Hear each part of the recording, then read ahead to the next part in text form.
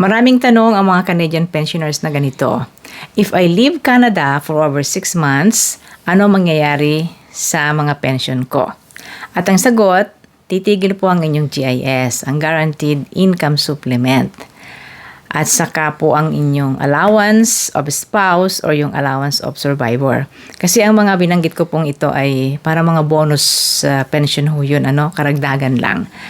So, yan ang unang-unang mawawala sa inyo after 6 months. Kasi alam po ng CRA, meron siyang communication with CBSA, ang Border Security Agency. At alam nila, may record sila kung ilang buwan na kayo wala sa Canada. Kung sakaling nagkaroon ng overpayment o nabayaran pa rin kayo kahit lampas na ng 6 months, yan po ay magiging owing ninyo or babayaran ninyo sa panahon ng pagbabayad nyo ng tax next year. Ang Old Age Security Pension naman po, ang OAS, hindi po yan titigil kung kayo ay naka 20 years or more na ng paninirahan o residency sa Canada simula nang kayo maging 18 anyos. Magpapatuloy ang pension ninyo kahit kayo nasa labas ng Canada kung more than 20 years na kayo na PR or Canadian citizen. What about kung less than 20? Kung less than 20 years po ang inyong residency, ay titigil po ang pension ninyo after 6 months.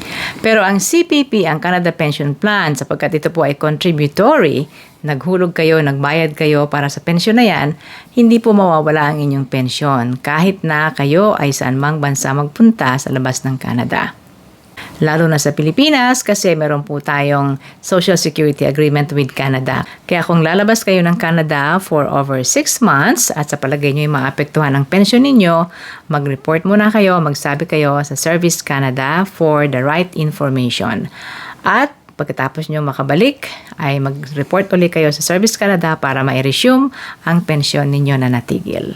Kaya naman ang ginagawa po ng maraming kababayan nating Pilipino ay 6 na buwan maximum sa labas ng Canada at babalik na uli sa Canada para hindi matigil ang anuman sa kanilang pensyon. Pero depende pa rin po yan sa inyo. Kung meron kayong karanasan tungkol sa pagpipensyon, pakishare na lang po sa ating comment section para po naman sa kabatiran din ng iba. Thanks for watching. Si Ate Menchi from Toronto.